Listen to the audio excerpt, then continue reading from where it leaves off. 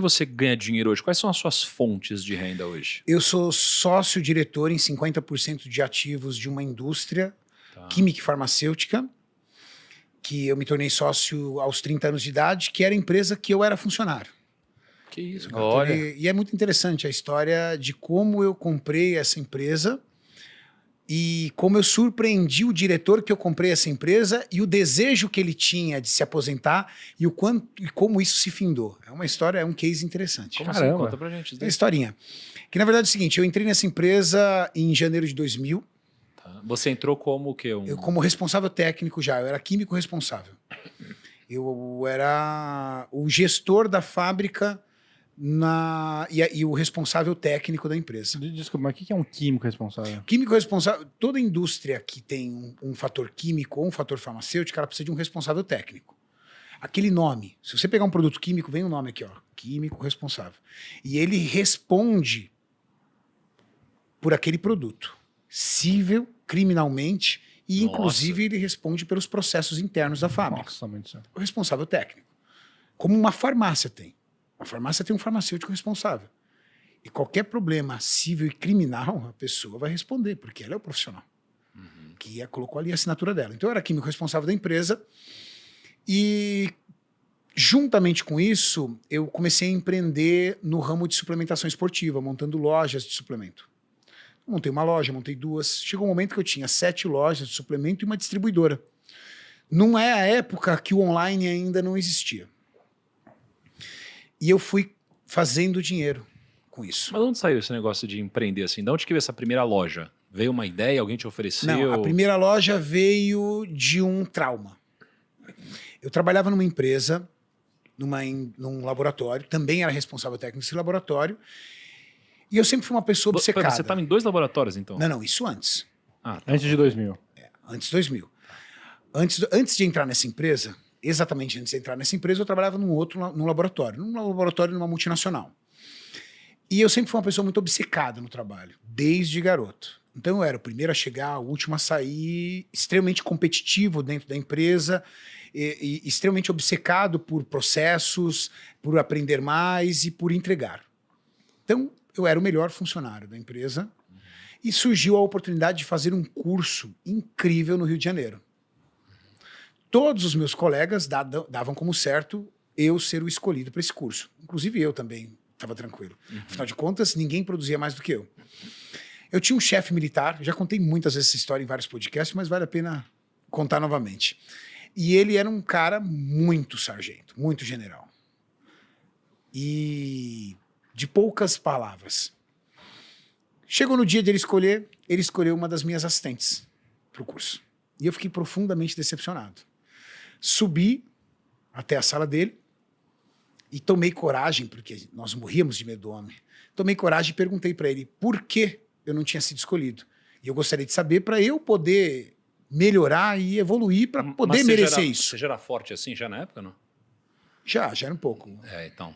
Tinha que respeitar. Intimidou. Porra. Intimidei o homem, né? É. E aí ele virou para mim e falou assim, eu não posso ficar sem você aqui no laboratório.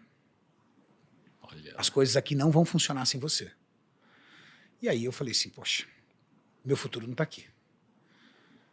Aqui não tá meu futuro. Desci, chorei feito uma criança no banheiro, porque ele destruiu meu projeto. Meu projeto era construir uma carreira ali e empreender ali. Saí e eu tinha um filho de 5 meses, cara. Morava de aluguel, fudido. Fui lá no outro dia pedir demissão. Nossa, no outro dia? No outro dia pedi demissão. E aí, cheguei em casa e aquele terror, né? Todo mundo queria me matar, tudo tal, pela minha atitude e tudo. Bom, ele me ligou. Pediu para eu voltar e falou assim, olha, se você treinar alguém pro teu lugar, porque ele começou a ficar perdido. Essa é a vantagem quando você também vai assumindo processos, né? Você vai assumindo o processo dentro da empresa, a empresa gera uma dependência de você. A empresa tinha uma dependência do meu trabalho muito grande. Ele falou, se você treinar alguém pro seu lugar, eu demito você e você tem aí todas as suas rescisões e todos os seus direitos trabalhistas em mãos. Ok. Treinei alguém pro meu lugar, demorou aproximadamente 30 dias, recebi R$4.500. Esses R$4.500 viraram uma primeira loja. abri a loja com R$ 4.500 e entrei nessa empresa, Nossa, mas naquela que época, eu sou sócio. naquela época, 4 mil... Ah, devia ser equivalente hoje a uns R$ 25.000, mais ou menos. Era pouco, bem pouco. Tá, mas aí você montou a loja, Montei você a virou loja. um químico ali. Aí eu trabalhava na outra empresa. Aham. Então, o dinheiro da loja, eu fui abrindo outras lojas. Mas a ideia de montar a loja foi porque você tomava os suplementos? A ideia de montar a loja era porque eu conhecia desse mercado. Eu entendia disso. Eu já treinava desde os meus 16 anos de idade. Consumia suplementação. E entendia o que as pessoas queriam na suplementação esportiva. E eu acreditava. Eu entendia daquilo. E consegui identificar um local que eu via potencial para poder ter um comércio desse ramo. Pelo volume de academias que tinha e pela falta de uma loja nesse segmento. E aí montei a primeira loja, trabalhando na empresa, deixava o dinheiro lá, montei a segunda loja, montei a terceira loja, e cada loja que eu montava, eu fazia um mapeamento de todos os locais, da forma, da capacidade de retorno que aquele local tinha para o comércio. Chegou um momento que eu tinha 7 lojas e tinha uma distribuidora. O que é uma distribuidora? Eu comprava grande quantidade de produto das fábricas e vendia para lojas pequenas que não tinham ticket para comprar direto da fábrica, porque a fábrica exige um faturamento mínimo. Então eu colocava uma margem muito baixa, só que melhorava muito meu poder de compra dentro da fábrica. E melhorando meu poder de compra dentro da fábrica, eu tinha lucratividade nas lojas. Então meus preços eram mais baixos, com margem de lucratividade equivalente ao meu concorrente, mas meu concorrente não conseguia pegar. Por quê? Porque a minha cadeia de distribuição sustentava esse ecossistema. E aí eu fui girando e fui guardando dinheiro. Em 2008, o meu então diretor negociou 50% da fábrica dele com o grupo alemão. Só que, salvo por uma cláusula contratual, do contrato social, a minha sócia, ela teve a oportunidade de entrar nessa briga e impedir essa venda. Porque dentro do contrato social, noteava que ela tinha que concordar com a empresa que estaria assumindo os outros 50%. E ela conseguiu virar o jogo para o meu lado. Só que o meu diretor, na época, ele não entendia, e não sabia, e não aceitava que eu teria dinheiro para isso. Afinal de contas, eu era funcionário dele. Ele não tinha noção das outras atividades que eu tinha. E eu sentei para negociar com ele e eu tinha boa parte do capital. Você lembra quanto que foi na época que você pagou aí por 50% do negócio? Eu lembro. Foi alguns milhões. Mas o mais interessante é que a minha vida aconteceu tudo muito rápido. Com 20 anos de idade, 20, 21 anos de idade, eu tinha coleção de cheques sem fundo, cara, para poder dar conta da faculdade. Eu lembro de uma época eu sentar e contar, do Banco Real, na época. Eu tinha 68 cheques sem fundo. Nossa, mas... Cheque sem fundo, você disse que você tinha passado ou que você não tinha recebido? Cheque sem fundo que eu tinha passado mesmo, caloteiro mesmo. Caraca, cara, você era caloteiro, é isso? Cheque sem fundos, não cara. tinha dinheiro, né? Tinha que Tinha pagar a dinheiro, faculdade. cara. Tinha que pagar a faculdade e saía pedalando.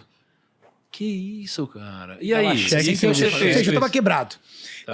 Com 20 anos eu tinha 68 cheques sem fundos. Com 24 anos eu já tinha toda a minha vida estabilizada. Com 27 anos eu consegui juntar o meu primeiro milhão. Com 30 anos eu já tinha alguns milhões para comprar os 50% da fábrica. Você fez seu primeiro Muito milhão com rápido. 27. 27. Por que você fez seu primeiro milhão com 27? Por causa das lojas. As lojas, elas Foram que as te deram lojas, esse... não foi o salário. Aham. O salário... Chegou um momento que as minhas lojas eram tão fortes, e a minha distribuidora tão forte, que eu sentava com os meus amigos e eles falavam assim, cara, não entra na minha cabeça porque você continua funcionário dessa empresa. Não entra, não tinha sentido. Tipo, você não podia virar sócio, crescer lá dentro, era um negócio mais... O seu chefe tava meio te sabotando ali. Na verdade, não era nem que o meu chefe estava me sabotando. Na verdade, dentro da empresa, eu era um funcionário. E, teoricamente, não me alçava a ideia de me tornar sócio. Isso foi muito rápido. Mas o mais interessante foi o pensamento do meu diretor. Durante anos da sua vida, ele sonhou em se aposentar aos 60 anos. Ele falava, 60 anos, eu não trabalho mais. E todo dia ele fazia um xizinho no calendário dele. Quando ele vendeu a fábrica para mim, ele tinha 58 para 59 anos. Ele fazia em junho, ele vendeu a fábrica para mim em março.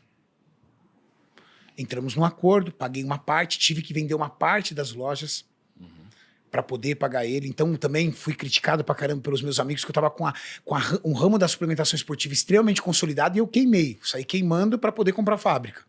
Eu consegui Que ano ver... que foi isso daí? 2008. Tá. Eu consegui ver que a fábrica ia ser muito mais promissora do que aquele trabalho que eu vinha fazendo. E aí eu comprei a fábrica com 58 para 59. E ali ele foi tocar a vida dele. E aos 60 anos ele disse que se aposentaria. Com 59 anos e faltando 6 dias para completar 60, ele morreu. Que isso, cara? Faltando 6 dias para completar 60 anos, ele teve um ataque fulminante e morreu. Caramba, meu. Nossa. É interessante, né? Cara, Triste, hein, cara? aquilo foi tão marcante para mim e para minha sócia da fábrica que eu tentei tirar um aprendizado disso, de ver, porque eu vi o cara. Durante anos da minha vida eu vi ele falando, porque com 60 anos eu não trabalho mais. Ele ficava o tempo todo falando isso. Era a obsessão dele. Então, às vezes, por exemplo, ele discutia com a minha sócia e ele falava assim, eu tô avisando, se eu não arrumar alguém para comprar minha parte na fábrica, entendeu? A gente vai fechar isso aqui, porque com 60 anos eu não trabalho mais.